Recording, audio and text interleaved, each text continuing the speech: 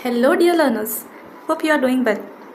So here, as promised, we are going to do the paper of 2011. Yes, 2011 paper, and in 2011 there were also two papers, like 2 bar exam हुई थी, तो हम अभी 11 नवंबर वाला जो है वो करने वाले हैं, and after that we will be doing August paper. Okay, so without wasting much of your time, let's get started. The very first question. The least important teacher characteristic for effective teaching in primary education is least important, okay? Least important for effective teaching. Effective communication skill, empathy for students, impartial attitude towards students, and high academic achievement. So, effective communication is the must. Empathy for students, like teacher को empathy रहना चाहिए students के लिए, तभी जाकर वो उनसे connect कर पाएंगे. Impartial attitude is very important. Impartial रहना ही पड़ेगा टीचर को if she has to deliver the best and cover each and everyone in the class. So option D is the correct answer. High academic achievement. Even if the teacher is not really well learned, like जितना required है उतना उन्होंने qualify कर लिया है, उससे ज़्यादा की डिग्री उनके पास नहीं भी रही, even though if she is having other qualities, she is the best teacher. Okay, आगे. Which of the following statements is true? Motivated learners learn better than unmotivated. Girls learn better than boys. Children learn better than adults. Creative person learn better than intelligent. Option A, motivated learners learn better than unmotivated. और यहाँ पर सिर्फ true पूछा है, and this is very correct because हमें खुद से motivation मिलता है, तभी हम वीडियोस भी देखते हैं, पढ़ाई भी करते हैं. 3. Which of the following guarantees better retention? Better retention मतलब ज़्यादा टाइम तक रहना माइंड में. Okay, use of visual aids by teacher, active participation of students, use of relevant example, meaningful learning experience. Option B, active participation of the students. बच्चे अगर involve है, students if involve, they can contribute a lot to the class as well as to their growth, इसीलिए activities रहते हैं. 4th, what is the current thinking on learning? Learner's mind is an empty vessel and teachers fill it with knowledge. Every learner builds concept based on his previous knowledge. Learner eagerly absorbs information given by the teacher. Learning is a spontaneous response given to stimulus of teaching. यहाँ पर पूछा है what is the current thinking on learning? Option B. Option B. अभी की जो thinking है ये option B correct है. इन्फरेंस बेस्ड स्टडीज़ करते हैं, इन्फरेंस बेस्ड हम लर्निंग करते हैं हमारे प्रीवियस नॉलेज से, एंड इन्फरेंस का ही काफ़ी हेल्प होता है जब हमें कुछ अचीव करना है. Inference has a positive influence on our growth. ये हम पहले भी एक वीडियो में हमने इसके ऊपर बात की थी, इन्फरेंस के ऊपर. यस, आगे. Computer can help enhance creative thinking when students are asked to view effective PowerPoint presentation, students are asked to collect latest information through internet, students are asked to solve open-ended problems using a computer, students are asked to prepare a research report using computer. इसका है option C, open-ended problems using a computer. यहाँ पर यह पूछा है enhance creative thinking. Creativity कब बढ़ती है? जब स्टूडेंट्स अपना माइंड यूज़ कर प्रॉब्लम्स को प्रॉपरली सॉल्व कर पाते.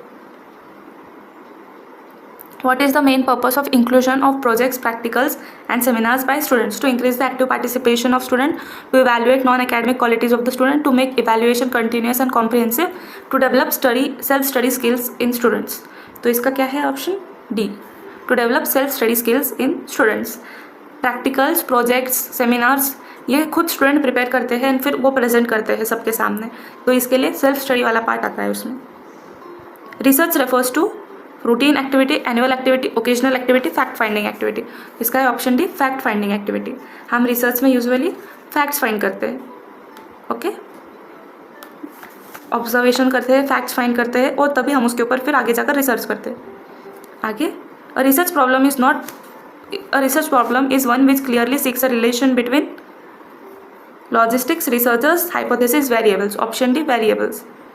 वेरिएबल्स के बीच में रिलेशन ही रिसर्च की सबसे मेन पार्ट है. हमने इसके रिसर्च का हमने एक वीडियो में ये भी बात की थी रिसर्च के डेफिनेशन के ऊपर, उसमें भी हमने ये वेरिएबल्स वाली बात की थी. 9th, the scientific approach has one characteristic that no other method of attaining knowledge has, and that is, यहाँ पर स्पेसिफिकली वर्ड देखो, हाँ, साइंटिफिक अप्रोच बोला है, हैज़ दैट वन कैरेक्टरिस्टिक, ऐसी एक कैरेक्टरिस्टिक है जो बाकी किसी मेथड में नहीं है फॉर अटेनिंग नॉलेज. ये कौन सी है? ये है self correction. Self correction, yes, हम सेल्फ करेक्शन कब तभी कर पाएंगे अगर हमारा साइंटिफिक अप्रोच है towards our self, towards the environment. मतलब एक लॉजिक बेस्ड या फिर एक प्रॉपर फैक्ट बेस्ड स्टडी के बेसिस पर ही हम खुद को सेल्फ चेक कर पाएंगे एंड फिर उसके बाद में हम खुद को करेक्ट कर पाएंगे। 10th, the process of establishing a relationship of mutual trust between the researcher and the participants is known as rapport. Option C, rapport. Intimacy नहीं होता है, informality, no, it is a formal thing. Then nexus माने कि relation होता है but proper way में नहीं। Rapport का मतलब होता है कि people understand each other well, मतलब जो दो लोग हैं जैसे हमारे रिसर्चर एंड पार्टिसिपेंट है, ये अगर एक दूसरे को अच्छे से समझ पाएंगे तभी एक प्रॉपर और अच्छी रिसर्च हो पाएगी। That is rapport. Hypothesis is formulated, 11th, hypothesis is formulated on the basis of existing theory and literature, interviews, questionnaires, observation. Option है existing theory and literature. Hypothesis का डेफिनेशन क्या है कमेंट्स में बताना मुझे अब। डेफिनेशन ऑफ हाइपोथेसिस, और वो जो हमने इसी सीरीज़ में पहले के वीडियोस में किया है वही डेफिनेशन चाहिए मुझे। उसके ऊपर 2 बार एग्जाम में क्वेश्चन भी आया था।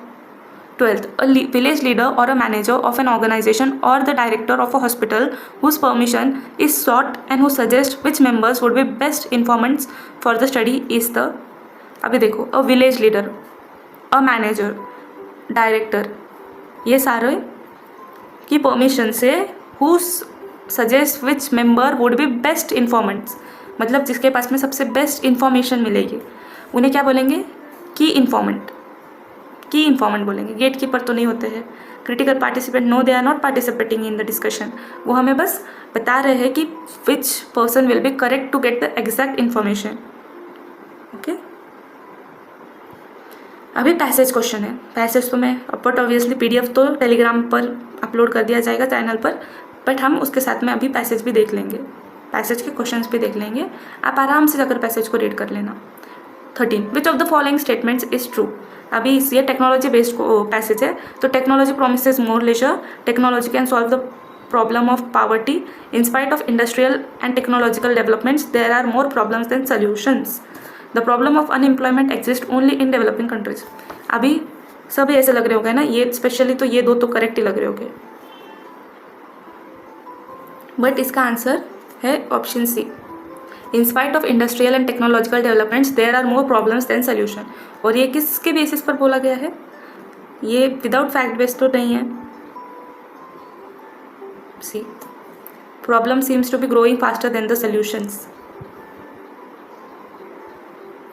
टेम्पेटस डेवलपमेंट ऑफ वर्ल्ड इंडस्ट्री, उसके बावजूद भी प्रॉब्लम से ज़्यादा सोल्यूशन से ज़्यादा प्रॉब्लम्स बढ़ रहा है।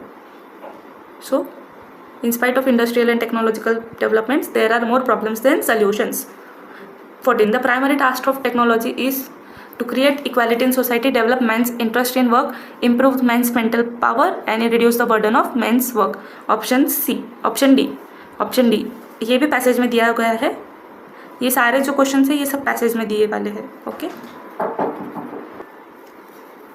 आगे इसका ऑप्शन है D। 15th, according to the first law of economics formulated by the author, the amount of leisure enjoyed by society is greater if it uses more labor saving machinery, it uses less labor saving machinery, controls the growth of labor saving machinery, invents more labor saving machinery. इसका है option B, it uses less labor saving machinery। हाँ, अभी ये थोड़ा contradictory लगेगा but actually में ऐसा ही बताया हुआ है पैसेज में। सी, यहाँ पर है ये economics, first law of economics as follows. The amount of real leisure a society enjoys tend to be inverse proportion of the amount of labor saving machinery it employs. Inverse proportion, direct proportion कब होएगा? जब amount of more labor saving, amount of real leisure a society enjoys tend to be inverse. Inverse माने कब आएगा? Inverse कब आता है? जब ये नीचे रहता है। ये inversely proportional वाली जो साइन है, A is inversely proportional to B, ठीक है? तो ये inverse proportion बोला है,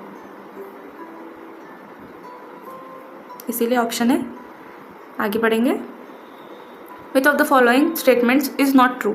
People in Burma enjoy more leisure than those in England. People in Burma enjoy less leisure than those in United States. There is not much difference between the amount of leisure enjoyed by people in Germany and United States and people in England enjoy more leisure than those in Germany. अभी ये वापस से question कैसा है, और वैसा ही ये passage में ही बताया हुआ है, तो नॉट ट्रू पूछा है, मतलब कि फॉल्स स्टेटमेंट. ये है option B. People in Burma enjoy less leisure than those in United States. उसमें ऐसा दिया है पैसेज में, दे एंजॉय मोर लेजर. सी यहाँ पर दिया हुआ है, Burma which is very near to the bottom of league table of industrial progress, you find that people enormous amount of leisure really to enjoy themselves. उनके पास में काफ़ी ज़्यादा टाइम होता है, प्लेजर टाइम होता है, वो काफ़ी इन्जॉय करते हैं. 17. There is a significant difference between what technology does and what it should do. ये स्टार्टिंग में ही दिया गया है, एकदम स्टार्टिंग में दिया है इसके बारे में.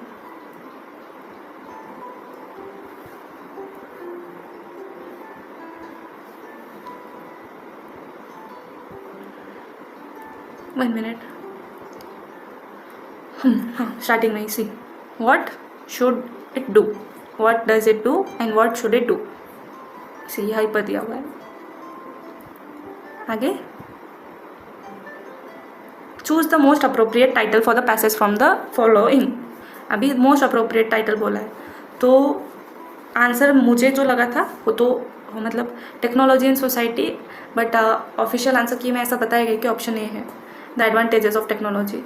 हाँ, और मैंने ये कहा से मैंने थोड़ा गूगल पर रिसर्च किया था, उसके बाद में ही मुझे ये आंसर की के बारे में पता चला था. सो इसका ऑप्शन ए, बट मुझे टेक्नोलॉजी इन सोसाइटी काफ़ी अप्रोप्रिएट लगा था. Now 19. As we move from interpersonal communication to mass communication, message become less structured and feedback become more instantaneous. No, message become less structured and feedback become less instantaneous. Okay, देखते हैं. Message become more structured and feedback becomes more instantaneous. ना, message become more structured and feedback become less instantaneous. Correct. So इसका option है D. अब यहाँ पर क्या पूछा है, हम इंटरपर्सनल जो कि दो लोगों के बीच में होता है, से मास कम्युनिकेशन में चाह रहे हैं, मतलब कि जो बहुत सारे लोगों के साथ में होता है. जैसे मेरा अभी मास कम्युनिकेशन हो रहा है, आप जैसे बहुत सारे लोगों के साथ में, तो मैसेज मेरे मैसेज एकदम स्ट्रक्चर्ड वे में है, टू द पॉइंट मैसेज है और एकदम स्ट्रक्चर्ड वे में है कि मुझे क्या बोलना है, मैं एकदम प्रॉपर वे में वो बता रही हूँ एक साथ में. बट जो फीडबैक है वो आपका फीडबैक मुझे लेट आता है, जैसे कि लाइक्स के थ्रू, सब्सक्रिप्शन के थ्रू, या फिर आपके जो कमेंट्स आते हैं वो मेरे लिए फीडबैक है, तो वो लेस इंस्टेंट होता है. लाइक आप वीडियो देखेंगे, आपको पसंद आएगा तो आप फीडबैक देंगे, और बहुत सारे तो फीडबैक भी नहीं देते, कमेंट्स नहीं करते, तो इसीलिए वो लेस इंस्टेंटेनियस. इसीलिए ये हमारा सबसे प्रॉपर आंसर होगा option D. Option D, less instantaneous but more structured. मुझे क्या बोलना है, कैसे बोलना है, ये मैंने ऑलरेडी डिसाइड किया हुआ है एंड मैं वही आकर बोलूँगी. So more structured, less instantaneous. Real life के सिचुएशन को अगर हमने हमारे स्टडी के साथ में मैच किया ना, मिक्सअप किया, तो स्टडी काफ़ी टाइम तक रिटेन रहती है, माइंड में रहती है. ये ट्रिक खुद के साथ भी अप्लाई करके देख सकते हैं. जैसे कि आप कुछ भी पढ़ रहे हैं, उसको अपने लाइफ से कंसिडर करो, उसको अप्लाई करो and you will get the results. 20. Identify the incorrect statement from the following.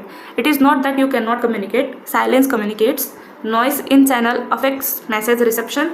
Message is independent of characteristic of medium. अब यहाँ पर क्या पूछा है, incorrect statement. It is not that you cannot communicate. Of course you can communicate. हम तो communicate कर ही रहे हैं ना अभी एक दूसरे के साथ में. इनफैक्ट मैं काफ़ी लोगों के साथ में. So of course we can communicate. Silence communicates. Yes, silence is the best answer. कभी कभी बोलते हैं ना. So silence communicates. Noise in channel affects message reception. Yes. जो आवाज़ें बीच में आती है, अभी जैसे मेरा कोई आ जाएगा या कुछ आवाज़ें रहेगी, तो उसकी वजह से जो मैं मैसेज देना चाहती हूँ उसके बीच में अफेक्ट होगा, डिस्टर्ब होगा. Message is independent of characteristic of medium. No, it is dependent. Medium माने कि सोर्स, जैसे कि अभी हमारा मीडियम है ये यूट्यूब, वैसे ही हम ऐसे फ़ोन या कुछ भी, कोई भी मीडियम हो सकता है, तो वो मैसेज मीडियम पर डिपेंडेंट होता है. Okay, it is dependent on the characteristic of medium. Characteristics माने कि मीडियम कैसा है, मीडियम कितना एक्यूरेट है, मीडियम कितना प्रिसाइज है, मीडिया कितने प्रॉपर वे में हमारा मैसेज कन्वे कर सकती है. That is why it is dependent. 21. Which of the following statement correctly describes the relationship between communication and culture? Culture is independent of communication. Not possible. Our culture and communication is very much interrelated. Communication is independent of culture. No. Communication and culture are dependent on each other. Culture and communication are unrelated entities. So इसका option है option C. Communication and culture are dependent on each other. I communicate in my mother tongue. That is what I am having the cultural background. If I am communicating in some other language like Marathi or Marwari, so that is my background. That is my culture and I am speaking in that way. I am communicating in that language. तो वैसे ही कि दोनों एक दूसरे के साथ में जाते हैं. कल्चर समझ में आता है बात करने के तरीके पर से, काफ़ी चीज़ों पर से. So they are dependent. Which of the following is are examples of verbal communication. Verbal माने कि जो बोलकर या लिखकर किया जाता है. Writing, listening, reading, speaking. चारों भी. Option D, all the four are correct. Writing लिखना, लिसनिंग सुनना, सुन रहे कोई बोल रहा है और हम सुन रहे हैं. रीडिंग पढ़ना एंड स्पीकिंग तो बोलना ही होता है. So option D. Arrange the following new media facilities chronologically. Okay, chronologically arrange करना है. अभी फिर से सबसे पहले तो आएगा, एक्चुअली ना मुझे इसका थोड़ा सा कन्फ्यूजन भी है. मुझे इसका पहले एग्जैक्टली यूट्यूब ही है क्या, जो अपना यूट्यूब अभी हम कंसिडर करते हैं वही है या नहीं, ये कन्फ्यूजन है. सो इसीलिए अभी हम पहले इसके ईयर्स देख लेंगे. 2004 for Facebook, Twitter is 2006, Hotmail 1992 something. हाँ 2006. तो ये मैंने ईयर्स लिख दिए हैं. तो अभी इसके according arrange the following new media facilities chronologically. तो सबसे पहले हॉटमेल, फिर उसके बाद में फेसबुक 1, 2, फिर आएगा यूट्यूब और फिर आएगा ट्विटर. ठीक है, ऑप्शन सी.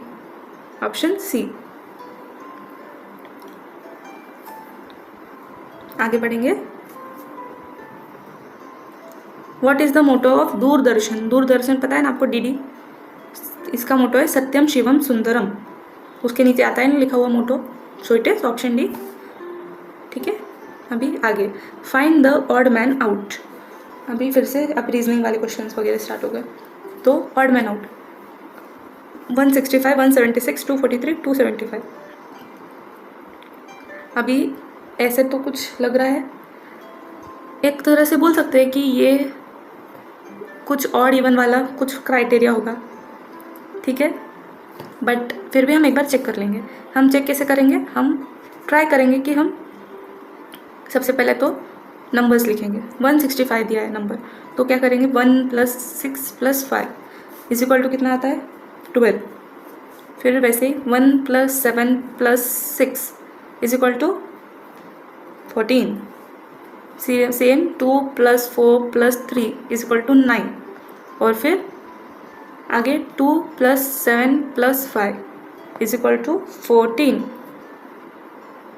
आप कैलकुलेट करके देख लो. तो इसमें से ये ऑड, ये इवन है, ये इवन है और ये इवन है, ये है ऑड नंबर. तो हम इसी को पकड़ लेंगे option C 243 odd number. Okay, अभी फिर से मैथ्स का ही है. 4, 14/3, 16/3, 6. Replace the question mark by an appropriate alternative in the following series. अभी ये क्वेश्चन मार्क को रिप्लेस करना है हमें. तो 4, फिर 14/3 कैलकुलेट करो कितना होता है.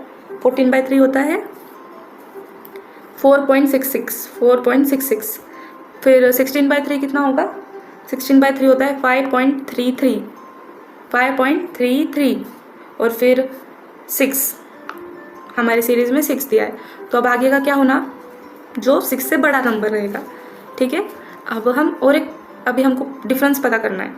तो हम डिफरेंस के लिए क्या करेंगे, 4.66 - 4 करके देखेंगे. तो इसका आंसर आएगा 0.66. वैसे हम किसको करेंगे 5.33 - 4.66. तो इसका भी आंसर क्या आएगा, क्या आंसर आ रहा है इसका भी 0.67, वही अप्रॉक्स में. फिर वैसे ही 6 - 5.33 इसका आंसर क्या आएगा 0.66. तो अभी हमको ऐसा नंबर चाहिए जिसका अभी हमको कौन सा नंबर चाहिए जो हमारी इस प्रॉब्लम को सॉल्व कर सके, मतलब कि जिसमें आगे 0.66 आए. तो अभी कैलकुलेट करो 20/3. 20/3 कितना आएगा चेक करो. तो 20/3 आता है कितना आएगा 6.66 आता है। 20/3 इज इक्वल टू 6.66। तो हमारा आंसर क्या होगा? Option A. Option A 20/3। Next term आएगा 20/3। समझा? हमने पहले तो ये पूरी सीक्वेंस को ले लिया, फिर इस सीक्वेंस के अकॉर्डिंग हमने चेक किया कि क्या डिफरेंस है सबका, और फिर जो डिफरेंस आया हमने उसी बेसिस पर 6 में हमने ऐड किया, 6 में 0.66 ऐड कर लिया तो हमें मिला 6.66। अभी 6.66 किस नंबर को डिवाइड करके आएगा? यहाँ पर किस में आएगा? 8 और 9 तो कैंसिल हो जाएंगे।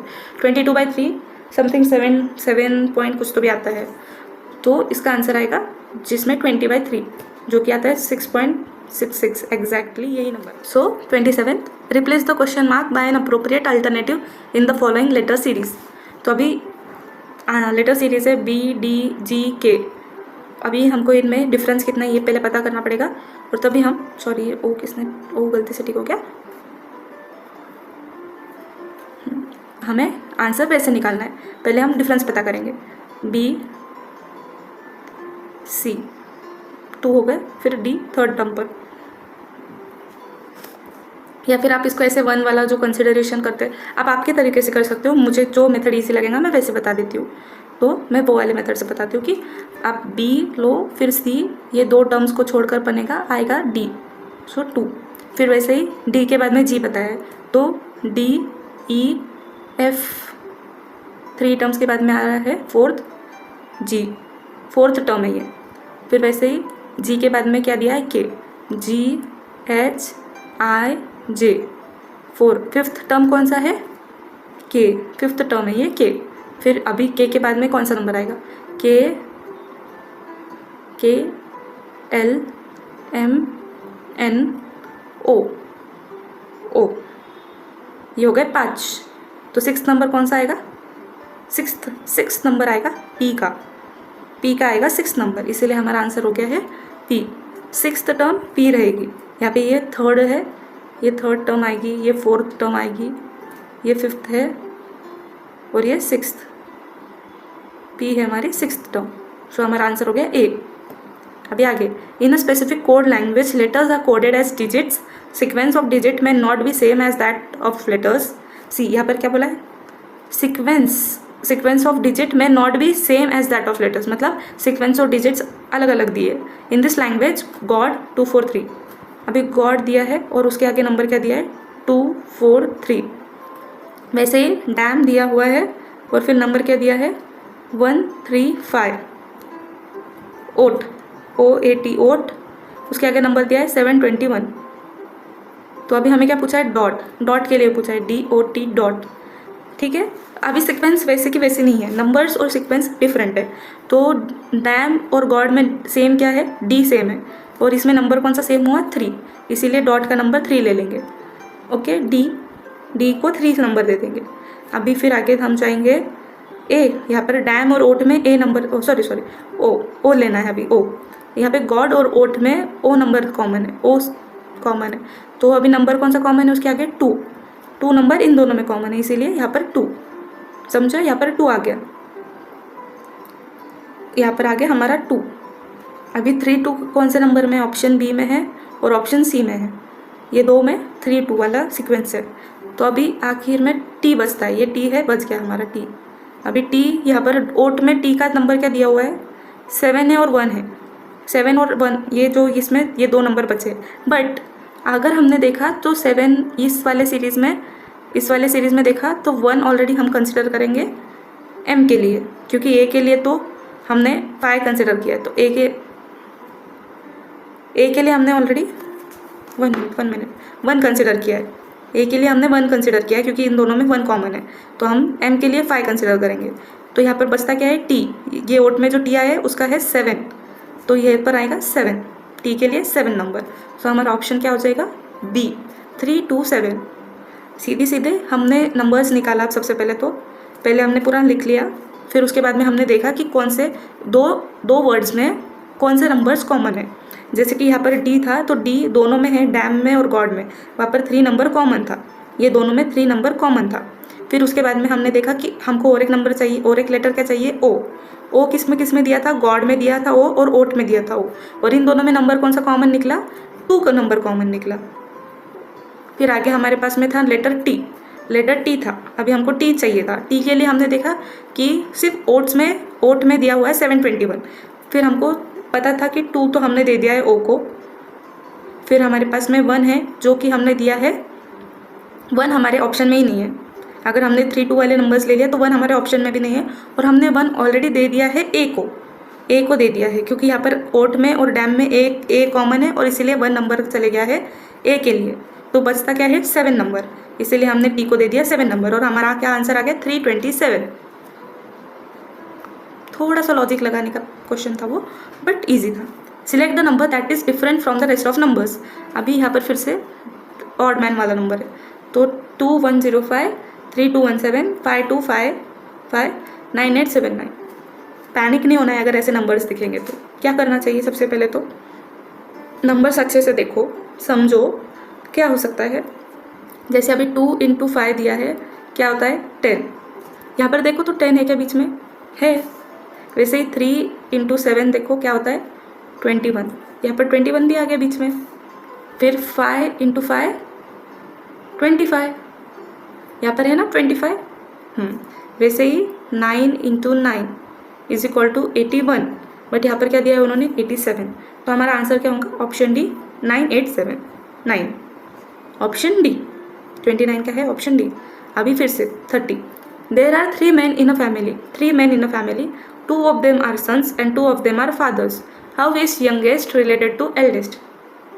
सबसे छोटा सबसे बड़े के क्या रिलेशन में आएगा, 3 men है, तो 3 men में से जो सबसे पहले एक रहेंगे ए जो कि हमारे दादाजी, फिर बी रहेंगे जो कि हमारे पापा रहेंगे, और सी रहेंगे जो कि एक सन, क्योंकि ये 2 सन बताए, इनके बेटे रहेगा, फिर ये इनका बेटा और ये इनका बेटा, मतलब 2 फादर और 2 सन्स, ये कंडीशन ऐसे सेटिस्फाई हो गई। तो जो सबसे यंगेस्ट है हमारे सी, ये ए के क्या लगेंगे, ग्रैंड सन, पोते लगेंगे, नातू। So B grandson is the option. अगर ये पूछते कि जो एल्डेस्ट है वो यंगेस्ट के क्या लगेंगे, तो वो आता था फिर अजोबा यानी कि ग्रैंड फादर, दादा लगेंगे। जो ए है वो हमारे सी के दादा लगेंगे। अभी फिर से अजम्पशंस वाले क्वेश्चन है, ठीक है, थोड़ा ध्यान से। In this question a statement is followed by 2 assumption 1 and 2. Decide which of the assumption is are implicit in the given statement. Implicit माने कि कंप्लीट भी होता है, टोटल भी होता है, और इम्प्लिसिट का और एक मतलब होता है कि नॉट एक्सप्रेस डायरेक्टली, ऐसे अलग अलग मीनिंग्स होते हैं इम्प्लिसिट के। तो हम यहाँ पर लेंगे टोटल या complete. Indicate your answers by choosing one of the alternative. तो assumptions क्या है, the present examination system is absolute and planned change leads to improvement. Okay, तो यहाँ पर सॉरी स्टेटमेंट पढ़ा ही नहीं हमने। The present system of examination needs planned change.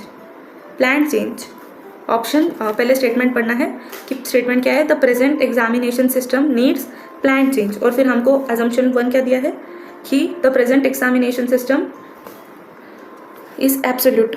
ये एब्सोल्यूट का मतलब क्या होता है, नो लॉन्गर यूजफुल, मतलब कि अभी काम की नहीं है, not useful for long period, no longer useful, no longer useful absolute का मतलब। और हमें क्यों इसीलिए हमको चेंज करना है। हम चेंज क्यों करेंगे, क्योंकि वो यूजफुल नहीं है, अब यूजफुल नहीं बची है, इसीलिए we have to lead to improvement. Plan changes leads to improvement. अगर हमने हमारा एग्जामिनेशन सिस्टम चेंज किया तो उससे हमारा इम्प्रूवमेंट होगा, इसलिए हमारा आंसर क्या आएगा, if both 1 and 2 are implicit, option C, both 1 and 2 are implicit. दोनों भी करेक्ट है, दोनों भी कंप्लीट है, इनडायरेक्ट वे में बता रहे हैं बट दोनों भी करेक्ट है। हम यहाँ पर इम्प्लिसिट का मतलब ये लेंगे कि इनडायरेक्ट वे में बता रहे हैं बट दोनों भी करेक्ट है। सो समझा अभी आपको। प्रेजेंट एग्जामिनेशन सिस्टम नीड्स, यहाँ पर नीड बताया है, और वो नीड क्यों है, क्योंकि वो एग्जामिनेशन सिस्टम अभी नो लॉन्गर यूजफुल, तो हमें उसके लिए जो प्लान चेंजेस करने हैं और उसी से हमारा इम्प्रूवमेंट होगा आगे। 32 वैसा ही है, फिर से कंक्लूजन हो, स्टेटमेंट एंड कंक्लूजन वाले क्वेश्चन। तो यहाँ पर क्या दिया है, सबसे पहले statement, all clerks are modern, some man are clerks. तो सबसे पहले हमारा basic all men, all clerks are modern. ये हमारे क्लर्क हो गए और ये हो गए मॉडर्न, सारे क्लर्क है मॉडर्न। और फिर उन्होंने बताया कि some clerks are men, some men are clerks, sorry some men are clerks. यहाँ पर हमारे ये जो मेन हो गए, कुछ मेन है जो क्लर्क्स है। ठीक है, हम पहले तो इस मेथड से ट्राई करेंगे कि हमारा आंसर आता है या नहीं, ये वाला वेन डायग्राम। तो अभी आगे ऑल कंक्लूजन के, all modern persons are men, all modern persons are men. अगर ऑल मॉडर्न बोलते थे तो फिर हमारा जो मॉडर्न है ये, और फिर ऑल मॉडर्न बोले तो ऐसा मेन, मेन बाहर आ जाएगा, मैन बाहर आएगा। ठीक है, जो कितने भी पूरे मॉडर्न लोग हैं वो मेन है ऐसा। और some men are modern, some men are modern. हाँ, इस वाले बेसिस पर अगर देखा जाए तो ये जो एरिया है, ये वाला जो एरिया शेयर कर रहे हैं ये लोग, तो ये मॉडर्न के लिए भी सेम है, तो इसीलिए सम मेन आर मॉडर्न हो सकता है। इसीलिए option B, if conclusion Q follows, if only conclusion Q follows. समझा अभी आपको कि मैंने किस वे में बताया है? हमने एक वेन डायग्राम ड्रॉ की सबसे पहले तो, कि हमारा ये पूरा सिस्टम है, ये क्लर्क है। फिर ये क्या बोला है कि ऑल क्लर्क्स आर मॉडर्न, मतलब कि मॉडर्न, सारे क्लर्क है जो कि मॉडर्न है। फिर यहाँ पर सेकेंड स्टेटमेंट बताए सम मेन्स आर क्लर्क, तो यहाँ पर क्या है, सम मेन। अभी हमारे ये जो मेन है ये यहाँ पर आ जाएंगे। तो अभी हमको क्या पूरा गया था कि all modern persons are men. अगर हम ये लेंगे तो अजम्पशन, तो हमारे मॉडर्न पर्सन है ये, और ये पूरे मॉडर्न पर्सन कौन है, मेन है। बट ऐसा तो हमारे स्टेटमेंट में दिया ही नहीं है, यहाँ पर तो दिया ही नहीं है, तो इसीलिए ये ऑप्शन हो गया करेक्ट, रॉन्ग, ये चले गया। फिर सब मेन आर मॉडर्न, हाँ, क्योंकि यहाँ पर ये जो जगह खाली है ये सब मेन आर मॉडर्न उनके लिए, तो इसीलिए option B. Fill in the blank with an appropriate alternative, beta alpha, act 1 act 2। इसी है ये, 1 के बाद में 2 आता है, बेटा के बाद में अल्फा, या अल्फा के पहले अल्फा के बाद में बेटा। Which of one of the following pairs of word is different from the others. ध्यान से देखना, हाँ। Bread and butter, bread butter, drink tea, liquid water, cold drink Pepsi. तो ड्रिंक का एग्जाम्पल दिया है टी, लिक्विड का एग्जाम्पल दिया है वाटर, कोल्ड ड्रिंक का एग्जाम्पल दिया है पेप्सी। बट ब्रेड का एग्जाम्पल बटर होता है क्या? नहीं, ब्रेड बटर साथ में खाने की चीज़ होती है, ब्रेड का एग्जाम्पल बटर नहीं होता है। कोई कंपनी का नाम है क्या बटर जो ब्रेड बनाती है? नहीं। सो इट इज ऑप्शन ए, जो कि ऑड है। आगे बढ़ेंगे। इन अ पिकनिक, अभी ये ध्यान से, हाँ, ये वाला भी वेन डायग्राम बेस्ड क्वेश्चन है। In a picnic of elderly person 25% take tea, 20% take coffee, 15% take milk, 10 persons take both tea and coffee, 8% take both milk and coffee. None of them takes milk, tea and milk both. Everyone takes at least one of the 3 beverages. How many person went to a picnic? How many person went to a picnic? अभी सबसे पहले तो हमारे पास में ये हो गए T पीने वाले लोग, फिर आ गए हमारे कॉफ़ी पीने वाले लोग, और फिर आ गए हमारे मिल्क पीने वाले। और ये हमने ऐसा क्यों लिखा, हम ऐसा क्यों नहीं कर रहे इसको, क्योंकि कोई 2 लोग मिल्क और टी साथ में नहीं पी रहे, इसीलिए हमारा ये वाला नहीं है वेन डायग्राम। हमारा वेन डायग्राम ऐसा रहेगा, ये आ गए हमारे टी वाले, ये कॉफ़ी वाले, और ये हो गए मिल्क वाले।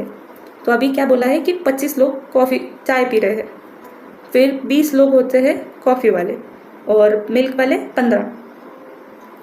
आगे हमने देखा कि 10% टेक बोथ, यहाँ पर हमारे 10 लोग हैं जो दोनों ले रहे हैं, और फिर इसके बाद में 8% take both milk and coffee, मतलब यहाँ पर हमारे 8 है। तो अभी इसका सरासर एकदम सोपा पद्धत है, 25 लो प्लस 20 करो प्लस 15 करो, इसको -10 -8। अभी ये माइनस क्यों किया मैंने, क्योंकि सी यहाँ पर क्या बोला है कि एवरीवन टेक्स एटलीस्ट 1, मतलब हर कोई एक तो ले ही रहा है, ये तो कन्फर्म है। तो ये जो है ये सारे 1 लेने वाले लोग हैं, तो इनका एडिशन होगा। और यहाँ पर क्या बताया कि 2 वाले, जो 2 ड्रिंक्स वाले लोग हैं, ये जो 2 लोग हैं, ये 10 और 8 वाले, ये 2 ड्रिंक्स वाले लोग हैं, इसीलिए ये कैंसिल होंगे। तो हमने इसको माइनस किया, और माइनस माइनस प्लस होता है, तो हमारा फाइनल आंसर क्या आएगा, 25 + 20 + 15 कितना होता है, 60। 60 -18, क्योंकि 10 + 8 कितना होता है, माइनस माइनस प्लस होता है, तो 10 प्लस 8 18, तो 60 माइनस 18 42। तो हमारा आंसर है ऑप्शन सी 42। जो 2 वाले थे हमने उनको कैंसिल किया है, जो 1 वाले हमने उनको एडिशन किया है, और जो 2 वाले थे उनको हमने ये जो 1 1 वाले हैं ये पूरे इसमें से माइनस किया है। Hope you understand. नहीं समझा तो मैं फिर से बता दूंगी, कमेंट्स में मुझे बोलना, मैं आपको वो फिर से एक्सप्लेन कर दूंगी, ज़्यादा टेंशन नहीं लेने का। 4 + 4 4 + 4 4 4 + 4 4 4 4 4 plus dot dot dot. This series has 9 terms. If we add this which number will be in tens place. यहाँ पर टेंस पूछा है, हाँ टेंथ नहीं टेंस। तो आपको ये तो पता ही होगा, यूनिट, टेंस, हंड्रेड्स, थाउजेंड्स, 10,000, ये वाली जो सिस्टम आती है, लैक्स, फिर 10 लाख, फिर करोड़, आपको ये वाली तो पता ही होंगी ना। इसे ज्योमेट्रिक प्रोग्रेशन बोलते हैं, ज्योमेट्रिक प्रोग्रेशन बोलते हैं। हाँ, तो ये वाला उसके बेसिस पर क्वेश्चन है। अगर आपको अच्छे से मैथ आता है तो आपको मैं एक फॉर्मूला देती हूँ, आप उसके बेसिस पर सॉल्व करो। जैसे SN =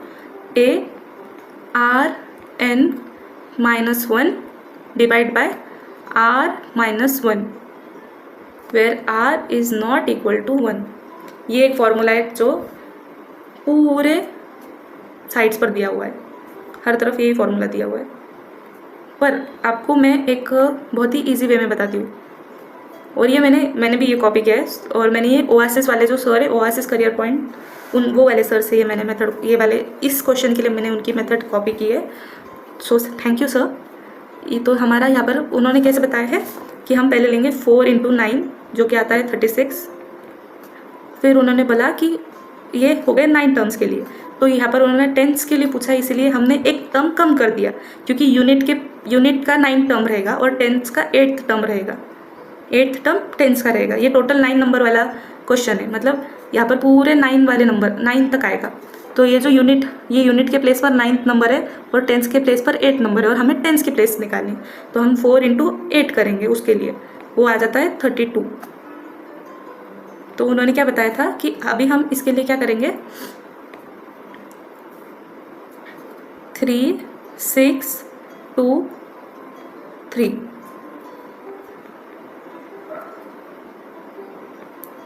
तो यहाँ पर आएगा 6, फिर 3 और 2 5, और यहाँ पर आएगा 3। यहाँ पर जो नंबर आगे आएगा वो अलग रहेगा, बट ये 356, तो हमारा टेंस के प्लेस पर आ गया है 5 नंबर, इसीलिए आंसर है C 5। और इनफैक्ट अगर आप ज्योमेट्रिक प्रोग्रेशन जो ये वाला फॉर्मूला है ना, इसके थ्रू भी जाएंगे ना, तो ऐसा ही है कि 5 6 एंड में 6 यूनिट के प्लेस पर 6 आ रहा है और टेंस के प्लेस पर 5 आता है, जो एक बड़ा सा नंबर आएगा 4 9 3 8 2 7 1 5 6। ये जो पूरा सॉल्व करने के बाद में जो नंबर आ रहा है ना, वो है 4 9 3 8 2 7 1 5 6। ये पूरा क्वेश्चन मैंने सॉल्व भी किया था, बट अभी मैं आपको ये बता नहीं रही हूँ क्योंकि बहुत ज़्यादा कॉम्प्लिकेटेड है। मुझे ये ट्रिक अच्छी लगी थी और मैंने ये कॉपी भी किया, तो आंसर भी आया है इससे। तो आप ये ट्रिक यूज़ कर सकते हैं। ये वाली 4 × 9 करो, 4 × 8 करो। 8 क्यों आया? क्योंकि हमें टेंस की प्लेस चाहिए, और 9 क्यों आया? क्योंकि टोटल 9 टर्म्स है। आगे, the following table units sales of TT 950 motorcycle in 6 European countries over a 6-month period. Use this information to answer question 37 to 42।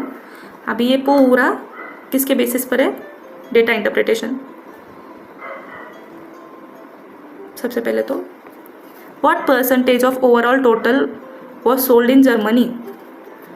What percentage of overall total was sold in Germany? अब Germany में हमें कितना total sale किया है? Germany कहाँ पर है? यहाँ पर टोटल, ये टोटल है। What percentage of total? तो ठीक है, हमारा टोटल है सबका टोटल, ये देखो यहाँ पर ये कोरेक्ट टोटल है, और ये टोटल जो पूरे मंथ्स का है, और ये टोटल जो सबका मिला कर आया है, ये पूरे मंथ्स का हर एक कंट्री का, और ये पूरे मंथ्स का एक स्पेसिफिक कंट्री का। तो अभी यहाँ पर पूछा है कि टोटल क्या हुआ है, तो 296 परसेंटेज में पूछा है, इसीलिए हम क्या करेंगे? परसेंटेज वैल्यू निकालेंगे। 116 × 100, 296 by 116 × 100, 1166 × 100। तो अभी इसका आंसर आएगा, कैलकुलेट कर लो, 25.4। हाँ, मुझे पता है कि एग्ज़ाम में कैलकुलेटर अलाउड नहीं है, तो आपको अगर मैथ्स बहुत ज़्यादा अच्छे से आता है, कैलकुलेशंस, तो आप ये एकदम अच्छे से कर सकते हो। नहीं आता है तो कुछ ट्रिक्स यूज़ कर लो। जैसे कि मैं भी कभी कभी क्या करती हूँ, जो सबसे अप्रॉक्सीमेट लगती है मुझे वैल्यू, अगर मैंने यहाँ पर ले लिया 29600 डिवाइड बाई 1166, तो मुझे ऐसा लगा था कि जो सबसे पास में आएगा 11 है, इसलिए उनका इंटू 2 करेंगे तो 2 के पास में आएगा, तो ये सबसे पहली डिजिट तो 2 रहेगी।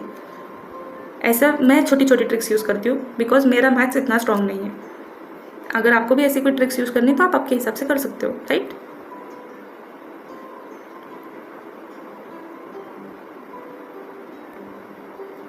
अभी हम आगे बढ़ेंगे। ये हमने निकाल दिया मे का। अभी हमको ये कौन सा 37 क्वेश्चन का हमने निकाल लिया। अभी हम निकालेंगे आगे के पूरे 42 तक क्वेश्चन से।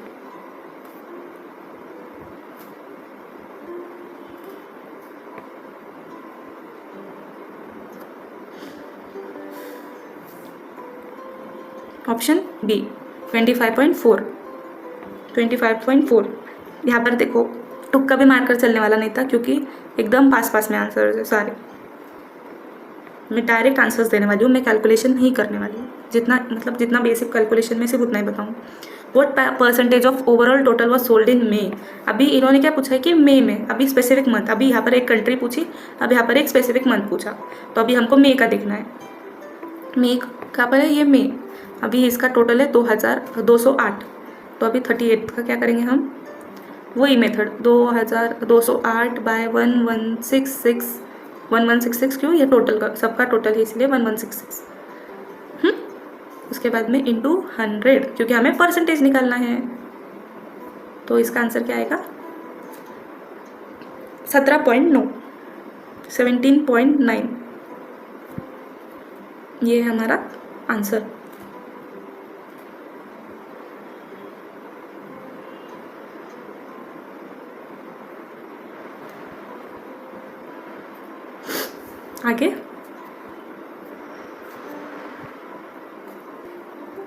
आगे देखेंगे अभी हम 17.9, ये हो गया ऑप्शन डी। 38 का हो गया ऑप्शन डी। अभी which month showed the biggest increase in total sales from the previous month. कौन से महीने में सबसे ज़्यादा इंक्रीज हुआ है फ्रॉम द प्रीवियस मंथ। यहाँ पर महीने देख लो, हाँ, सबसे पहले फरवरी, मार्च, अप्रैल में इतने ही महीने दिए, तो हम अभी उसके अकॉर्डिंग ही जाएंगे। अभी कैलकुलेशन नहीं देखेंगे इसमें ज़्यादा। जनवरी से फेब यहाँ पर हुआ है हमारा थोड़ा सा, कितना अप्रोक्सीमेटली, जनवरी से फेब 14 190 माइनस 176 का 14, तो यहाँ पर हो गया 14। फिर 190 से फेब से लेकर मार्च में हुआ है 190 179, तो ये माइनस में चले गया, -11, ये तो माइनस में आ गया। अभी मार्च से लेकर अप्रैल में हुआ है 179 से 206, तो ये तो 27 टाइम्स इंक्रीज हो गया। 27 इंक्रीज हुआ है टाइम्स में। फिर अप्रैल से लेकर मई, यहाँ पर तो सिर्फ 2 ही हुआ है, तो सबसे ज़्यादा इंक्रीज किसके बीच में है, मार्च से अप्रैल, तो सबसे ज़्यादा इंक्रीज हुआ है अप्रैल में सबसे ज़्यादा इंक्रीज का हुआ है अप्रैल, इसलिए हमारा आंसर है ऑप्शन सी अप्रैल। सबसे ज़्यादा इंक्रीज अप्रैल में हुआ प्रीवियस मंथ के कंपैरिजन में। मार्च के कंपैरिजन में अप्रैल में ज़्यादा ग्रोथ हुई, क्योंकि वो 179 था और वो हुआ डायरेक्ट 206। फिर से परसेंटेज का है। What percentage of monthly total was sold in country that had the maximum sale in February. What percentage of monthly total, अभी मंथली टोटल पूछा है, sold in the country that has maximum sales in February में maximum sale चाहिए। February में maximum sale किस कंट्री का है, 47, 44, 32, 14, 29, 24, 190, ठीक है, 190 तो टोटल है हमारा। 47 जर्मनी का सबसे ज़्यादा टोटल है, तो अभी परसेंटेज, फिर से परसेंटेज पूछा है, तो अभी हम क्या करेंगे 47, 39 का 40 का आंसर देख रहे हैं हम अभी। 47 बाय 190 इंटू 100, क्योंकि हमें परसेंटेज निकालना है, इसीलिए हम वही वे में जाएंगे। तो आंसर क्या आएगा 24.7 24.7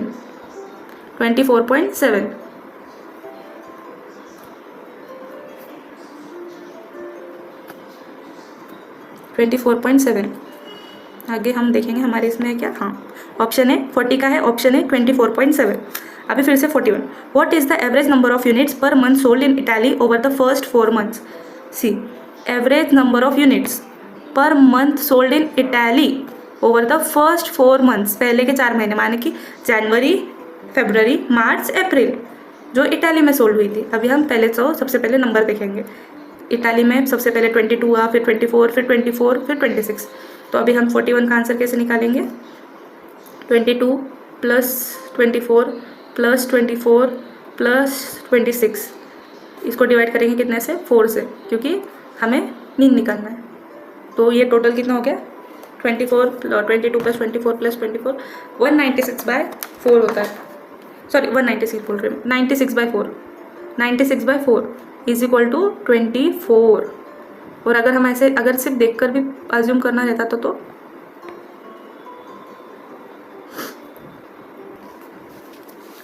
हमारा आंसर है 24। और अगर हम ऐसे भी अगर देखते थे सिर्फ, तो भी देखो ये 2 बार रिपीट हुआ है और यूजुअली मीन इसके अप्रॉक्स आता है, नंबर बीच में का जो नंबर होता है उसी के अप्रॉक्स आता है। तो हमारा आंसर है 24, ऑप्शन सी। 41 का ऑप्शन है 24। अभी आगे फिर से 42, लास्ट क्वेश्चन है। What percentage of total sales is accounted for by 3 smallest importers? जिनका सबसे कम सेल है, 3 स्मॉलेस्ट इम्पोर्टर्स, जिनका सबसे लीस्ट सेल होता है वो होते हैं स्मॉलेस्ट इम्पोर्टर्स। तो अभी हम फिर से देखेंगे कि किनका सबसे कम सेल हुआ है। ओके,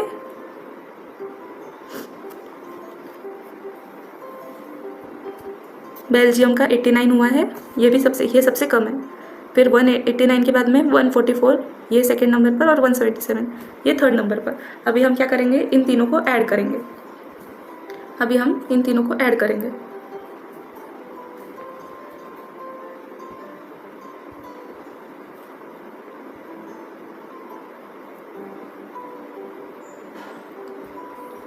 42, इसमें हम 89 प्लस 177 प्लस 144 ऐड करो तो आएगा 410 टोटल, 410। और हमारा टोटल क्या है, 1166। तो फिर से वही मेथड, 140/1166 इंटू 100, हमें परसेंटेज निकालना है। तो हमारा आंसर क्या आएगा, 35.5, 35.1 आंसर आएगा। ऑप्शन 35.1 है हमारा आंसर। वो क्या है कि ऑप्शन में, हाँ, ऑप्शन डी 42 का है, ऑप्शन डी 35.1। क्वेश्चन एकदम इजी है, मतलब इसमें ना कुछ भी ट्रिक नहीं है, बिल्कुल हार्ड नहीं है, जैसे बहुत सारे प्रीवियस वीडियोस में हमने देखा था डिफ़िकल्टी लेवल, बट इसमें कैलकुलेशन पार्ट बहुत ज़्यादा है। ये तो मैंने अभी कैलकुलेटर पर सॉल्व करके बताया है, बट एग्जाम में तो कैलकुलेटर अलाउड नहीं है, तो वही पार्ट इसका सबसे ज़्यादा टेडियस है कि इसमें कैलकुलेशन काफ़ी ज़्यादा करना पड़ता है। अदरवाइज काफ़ी ईजी क्वेश्चन है, सिर्फ परसेंटेज निकालने थे। 43, temp is a temporary file, option C, temporary file. ETH 44th, ETH means electronic technology for education, option B, electronic technology for education. 45, Twitter is generally used for secret information sharing, electronic mailing, interpersonal communication, social networking, option D, social networking. 46th, in a virtual classroom, a teacher's physical presence is not needed. A teacher's physical presence is necessary. C, a principal's physical presence is necessary. Students' physical presence is not necessary. तो इसका option सबसे correct आएगा, a teacher's physical presence is not needed. मतलब teacher virtually present रहकर भी बता सकते हैं अगर स्टूडेंट्स क्लास में बैठे हुए हैं तो। सो इसका करेक्ट आंसर है ए। ये जो डी वाला पार्ट है ना, ये सिर्फ कन्फ्यूजन के लिए दिया है। यहाँ पर वर्चुअल क्लासरूम बताया गया है, वर्चुअल स्टडीज़ नहीं, वर्चुअल क्लासरूम में स्टूडेंट्स रहेंगे, टीचर नहीं रहा, वो ऑन मतलब वर्चुअली कनेक्ट कर रहे हैं, तो वो भी उसे बोलते हैं वर्चुअल क्लासरूम। स्टूडेंट्स का रहना ज़रूरी है in physical. 47, the process of communication is considered complete when an idea becomes a message is transmitted, a message is transmitted and received, a message is transmitted, received and a feedback is sent, option D। Complete पूछा है, इसीलिए जो complete process है communication की, ये है complete process. 48, when you plan for a speech the following elements will influence your presentation. अगर हम स्पीच देने का सोच रहे हैं तो क्या क्या हमारे प्रेजेंटेशन को इन्फ्लुएंस करेगा, participants of course, the setting यानी कि जो आसपास की इन्वायरमेंट है, सराउंडिंग है, और द पर्पस, क्या पर्पस है हमारे स्पीच का, वो भी इन्फ्लुएंस करेगा। इसीलिए option D, all the three are correct. 49, अब इन्वायरमेंट बेस्ड क्वेश्चन है। Geothermal energy is derive from, energy derive from the heat of earth's crust. Geothermal माने कि जो ज़मीन के अंदर से जो एनर्जी निकलती, हीट निकलती है, उससे जो एनर्जी बनती है, that is geothermal energy. 50, this wild animal become extinct from India around the mid 20th century. ये कौन से है? Indian two horn rhino, Indian two horn rhino extinct हो गए। गंगेटिक डॉल्फिन अभी भी प्रेजेंट है। चीता हमारे इंडिया में थे पहले 20th सेंचुरी में, mid 20th century. Global warming is due mainly to increase in carbon dioxide, CO2। Barometer is use to measure atmospheric pressure. Blood pressure के लिए तो होता है ना BP apparatus। बॉडी टेम्परेचर के लिए thermometer. GPS is a system. And yes, wind velocity के लिए एनेमोमीटर, एनेमोमीटर होता है एक डिवाइस, एनेमोमीटर, उससे विंड वेलोसिटी यूज़ करते हैं, चेक करते हैं, मेजर करते हैं। एटमॉस्फेरिक प्रेशर के लिए बैरोमीटर होता है, और ब्लड प्रेशर के लिए क्या होता है? स्पिग्मोमैमोमीटर। मैंने BP apparatus बोला है ना, उसका नाम है स्पिग्मोमैमोमीटर, स्पिग्मोमैमोमीटर। अभी मैं लिख रही नहीं, और इसके लिए तो थर्मामीटर होता है, ये तो आपको पता ही है। आगे वीडियो काफ़ी बड़ा हो रहा है। GPS is a system that helps in locating position with the help of satellites. Option B, satellites. GPS use करते हैं microwaves, but locating positions with the help of satellite, satellites रहते हैं, उसके थ्रू GPS चेक करते हैं। और GPS का full form क्या है? Global positioning system, global positioning system. 47, ये अभी 2013 का पेपर है, तो इसके लिए ये वाला क्वेश्चन उस टाइम का करंट बेस्ड क्वेश्चन है। The proposed POSCO steel plant is going to be located in Odisha. Option C, Odisha. 55, which of the following is not a main name of university, function of university? It is option A, teaching. Teaching is not the main aim. Teaching colleges में भी होती है, classes में भी होती है। So teaching is not the main aim of university. उनका research, publication, extension work, ये सारे मेन फंक्शंस है। आगे, UGC has allowed students to diploma और certificate courses side by side with degrees too. UGC ने क्यों अलाउ किया है? To empower students to take up work soon after their degree courses. यानी कि जैसी डिग्री हो तो स्टूडेंट्स रेडी रहे फॉर वर्क, अगर उनके पास में एक प्रॉपर सर्टिफिकेट कोर्स हो या फिर डिग्री कोर्स रहे, डिप्लोमा रहे, तो दे आर वोकेशनल ट्रेनिंग का पार्ट रहता है डिप्लोमा सर्टिफिकेट कोर्सेज, तो उसी से रिलेटेड है। Which of the following does not come under the department of higher education, government of India? Department of higher education में कुछ कौन से नहीं आएगा? Indian council of social science research, ICSSR आएगा। Indian council of philosophical research, ये भी आता है। Indian council of world affairs, ये नहीं आएगा। ऑप्शन सी, वर्ल्ड अफेयर्स नहीं आएगा। Indian council of historical research भी आएगा, पार्ट रहेगा। यहाँ पर नॉट पूछा है ना। आगे, freedom to attend religious instruction और religious worship in certain educational institutions in India is granted by fundamental rights. Option है फंडामेंटल राइट्स। हमारे पहले फंडामेंटल राइट्स के रिलेटेड, पॉलिटी के रिलेटेड क्वेश्चंस आते थे, अभी तो नहीं आते हैं, बट स्टिल आपको पता रहना चाहिए कि हमें फंडामेंटल राइट्स दिए गए हैं। उसी का पार्ट, उसी में जो आते हैं 29-30, उसमें रिलीजियस इंस्ट्रक्शंस और religious worship in certain educational institutions allowed है। 29 and 30 माइनॉरिटी इंस्टीट्यूशंस जो होते हैं उसमें। Highest academic decision making body of university is option C, academic council. Academic council, इसके पहले के वीडियो में हमने बोर्ड ऑफ स्टडीज़ का वर्क देखा था, वो क्या था मुझे कमेंट्स में बताना। आगे, the main objective of the department of higher education of government of India are laying down the national policy of education, okay, bringing about planned development of higher and technical education, bringing about development of Indian languages, giving scholarship to deserving students। ये इसमें से कौन सा option नहीं है? Sorry, एक है जो ऑप्शन नहीं है, बाकी तीनों करेक्ट है। तो है giving scholarship to deserving students, ये पार्ट नहीं है, मेन ऑब्जेक्टिव नहीं है डिपार्टमेंट ऑफ हायर एजुकेशन का। ऑप्शन 1, 2, 3 दिस आर करेक्ट, 4 नहीं है। ओके, ऑप्शन बी 60 का है, option B. So hope you like the video people, so and enjoyed it. Of course exam next week exam है हमारी, इस टाइम तक तो नेक्स्ट वीक आप एकदम रिलैक्स हो गए होंगे। अभी 1 महीना जमकर पढ़ाई करो, फुल ऑन पढ़ाई में लग जाओ, PYQs अच्छे से करो, वीडियोस रिपीट पर देखो लगे तो, जो तुम्हारा बेसिक है उसी पर फोकस करो। ज़्यादा कुछ अब नए बुक्स वगैरह मत पढ़ो, एकदम ठंडे दिमाग से पढ़ाई करो, गर्मी वैसे भी बहुत ज़्यादा बढ़ गई है, ठीक है।